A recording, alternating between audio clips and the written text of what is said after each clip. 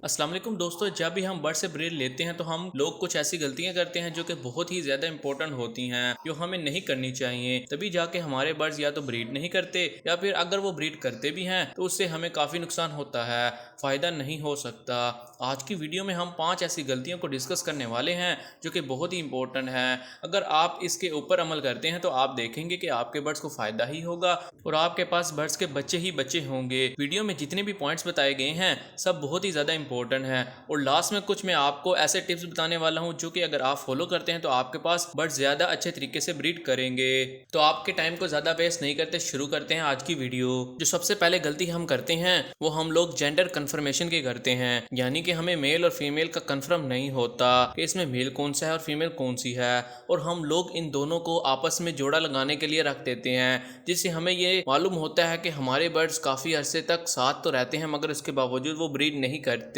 वो एग ले नहीं करते, ना ही उनके अंडों में से बच्चे निकलने के चांसेस होते हैं। और बाज़ औक़ात तो ऐसा होता है कि फ़ीमेल और फीमेल का ही जोड़ा लग जाता है जिससे वो एग भी ले करते हैं, मगर तब भी हमें ये कंफर्म नहीं हो पाता कि हमारे बर्ड्स जो हैं वो ब्रीड करेंगे या नहीं करेंगे। तो हमें चाहिए कि सबसे पहले जेंडर को कंफर्म करें। जो लव बर्ड्स होते हैं इसके अंदर सबसे ज़्यादा मुश्किल हमें पेश आती है जब हमें बिल्कुल कंफर्म नहीं हो रहा होता कि इसमें मेल कौन सा है और फीमेल कौन सी है। तो मेल और फीमेल जानने का सबसे आसान तरीका कार है वो है डीएनए में 95% आपको सही रिजल्ट मिलता है। इसके अलावा आप अपने तजर्बे से भी इस चीज़ को हल कर सकते हैं। किसी तरीके का मेल और फीमेल कंफर्म किया जाता है कि इसके बारे में मेरी वीडियोस मौजूद हैं। अगर आप चाहते हैं कि मैं दोबारा कोई वीडियो बनाऊं तो मुझे ज़रूर बताएं। आपको लिंक डिस्क्रिप्शन में मिल जाएगा कि अगर आप किसी और तरीके से लव बर्ड्स के अंदर मेल और फीमेल जानना चाहते हैं तो लिंक आपको डिस्क्रिप्शन में मिल चुका है, आप वहां पे क्लिक कर लें और आप जान सकेंगे कि बगैर डीएनए के मेल और फीमेल कैसा देखा जाता है लव बर्ड्स के अंदर। जो नेक्स्ट चीज़ होती है वो होती है बर्ड्स की उम्र। हमें ये नहीं मालूम होता कि हमारे बर्ड्स की जो एज है वो क्या है। हम लोग जिस वक्त बर्ड्स को लेकर आते हैं उसे अपने घर में रखते हैं,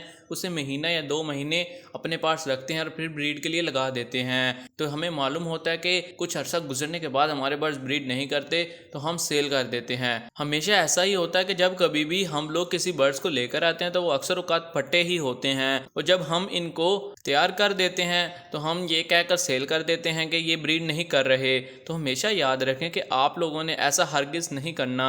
सबसे पहले चीज़ तो ये है कि जब आप कभी भी पट्ठे लेने लगें तो आप कोशिश किया करें कि आप किसी ऐसे बंदे से लें जो कि आपको सच बताता हो।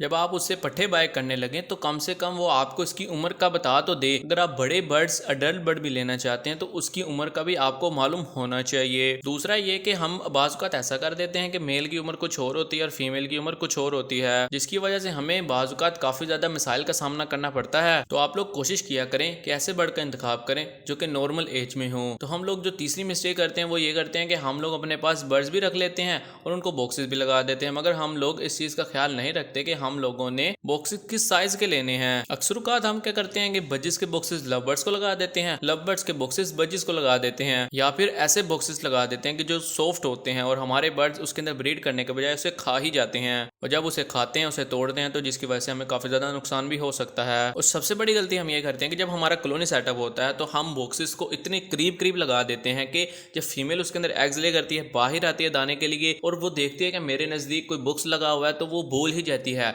और वो अपने बॉक्स को छोड़कर दूसरे बॉक्स में चली जाती है, जिसकी वजह से उनकी लड़ाई हो जाती है। अक्सर औकात कॉलोनी के अंदर जो बड़ी लड़ाइयाँ होती हैं वो बॉक्सेस की वजह से होती हैं। अगर आपके बर्ड्स लड़ना शुरू हो जाएं तो आपको इतना नुकसान होगा कि आपकी कॉलोनी भी बर्बाद हो सकती है, क्योंकि बर्ड्स जब लड़ना शुरू हो जाते हैं तो वो एक दूसरे को अपने इर्द गिर्द नहीं बर्दाश्त करते। तो आप सब भाइयों ने इस चीज़ का खास ख्याल रखना है। जो छोटे नंबर पर हम गलती करते हैं कि हम बर्ड्स को रख भी लेते हैं, उनके लिए दाना भी बहुत बेहतरीन लगा देते हैं, मगर उनको सॉफ्ट फूड प्रोवाइड नहीं करते, या फिर हम ये कह देते हैं कि हमारे बर्ड सॉफ्ट फूड खाते नहीं है। हमेशा याद रखें जिस बर्ड को जिस चीज़ की आदत होती है वो ज़्यादा उसे शौक से खाते हैं। जो सॉफ्ट फूड होते हैं हमारे बर्ड्स के लिए इंतहाई ज़रूरी होते हैं, जिसमें मुख्तलिफ किस्म के सॉफ्ट फूड होते हैं, जैसा कि सब्जियाँ, विटामिन, भुगोई हुई चीज़ें होती हैं, दालें होती हैं, एग एंड बिस्किट होता है, हमारा एग फूड होता है। सॉफ्ट फूड मुख्तलिफ तरह के होते हैं जो कि हम वक्तन फ़वक्तन अपने बर्ड्स को प्रोवाइड करते रहते हैं ताकि हमारे बर्ड्स उसे फ़ायदा हासिल करें और अच्छी ब्रीडिंग करें। तो आप अपने बर्ड्स को सॉफ्ट फूड में क्या क्या दे सकते हैं। सबसे पहले नंबर पर आप गंदम दे सकते हैं। गर्मियों में गंदम का प्रोवाइड करने का तरीका अलग है, सर्दियों में अलग है।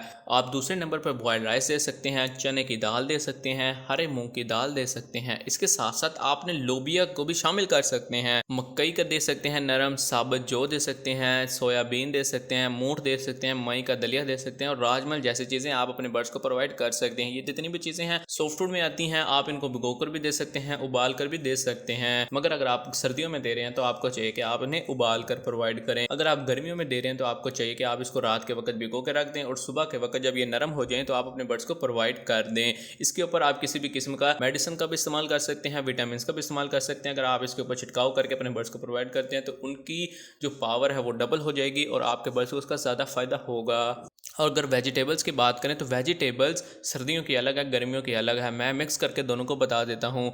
पालक आप अपने बर्ड्स को प्रोवाइड सकते हैं, लूसन प्रोवाइड कर सकते हैं जो कि हम जानवरों को भी देते हैं, धनिया दे सकते हैं, बंद गोभी के पत्ते दे सकते हैं, मटर के छिलके दे सकते हैं, जितनी भी वेस्ट मटेरियल होती है सब्जियों को वो प्रोवाइड कर सकते हैं। लूसन पानी में डालकर दे सकते हैं। इसके साथ साथ साग के पत्ते, भिगोई हुई रोटी भी आप सॉफ्ट फूड को बनाकर दे सकते हैं अपने बर्ड्स को। तो ये तमाम चीज़ें आप अपने बर्ड्स को ज़रूर दें। जो पांचवी गलती हम ये करते हैं कि हम अपने बर्ड्स का केज किसी ऐसी जगह पे लगा देते हैं जहां पर बहुत ज्यादा गर्मी होती है या फिर बहुत ज्यादा सर्दी होती है और बर्ड्स को इरिटेशन फील होती है उस जगह पर। हम क्या करते हैं कि हम अपने बर्ड्स को लाकर रखते हैं, 2 या 3 दिन के बाद बर्ड एक्सपायर होता है जिसकी वजह से लोकेशन हमारी जो है बहुत असरअंदाज होती है। और दूसरे नंबर पर हमारे बर्ड्स को भी इसका काफ़ी ज़्यादा नुकसान उठाना पड़ता है। हमेशा बर्ड्स का जो टेम्परेचर होता है उसके ऊपर खास तवज्जो दिया करें। मैं हमेशा आपको कहता हूँ कि टेम्परेचर मीटर आपके पास ज़रूर होना चाहिए। ये टेम्परेचर मीटर आपको ह्यूमिडिटी और दर्जा हरारत के बारे में वक्तन फ़वक्तन बताता रहता है।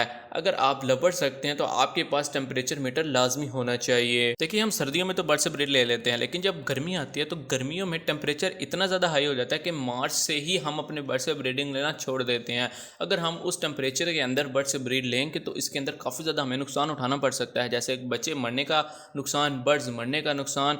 बाज़ औक़ात ऐसा भी होता है कि बर्ड्स अपने अंडों को ही खा जाते हैं या फिर ह्यूमिडिटी की वजह से बर्ड्स अंडों को हैच ही ना करें, अंडों को छोड़ ही दें, अंडा ज़ाया ही हो जाए।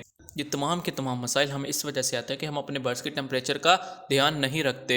हमेशा अपने बर्ड्स के लिए एक ऐसी जगह का इंतखाब करें जहाँ पर वो खुश भी हों और वो वहाँ पर इजी फील करते हों। इसके ऊपर मैंने मुकम्मल वीडियो बनाई हुई है, तो आपने राइट वाली वीडियो के ऊपर क्लिक कर लेना है और इस वीडियो को देख लेना है। ये बहुत ज़्यादा इंपॉर्टेंट है आप लोगों के लिए। तो मैं उम्मीद करता हूँ कि आपको ये मेरी 5 चीज़ें बहुत ज़रूर पसंद आई होगी। अगर आप बर्ड से अपनी अच्छी ब्रीड लेना चाहते हैं तो आपको इन 5 चीज़ों के बारे में ज़रूर ध्यान रखना होगा। तो दोस्तों मिलते हैं एक नेक्स्ट वीडियो में। अभी के लिए अपने भाई राना सिर्फ को दे इजाज़त। अगर आपने हमें फेसबुक पर फॉलो नहीं किया तो काइंडली उस पर फॉलो कर लें और टिकटॉक पर भी हमने अपना अकाउंट बना लिया है, तो काइंडली आप टिकटॉक पर भी फॉलो कर सकते हैं। तो दोस्तों मिलते हैं एक नेक्स्ट वीडियो में, तब तक के लिए अल्लाह हाफिज़ और निगहबान।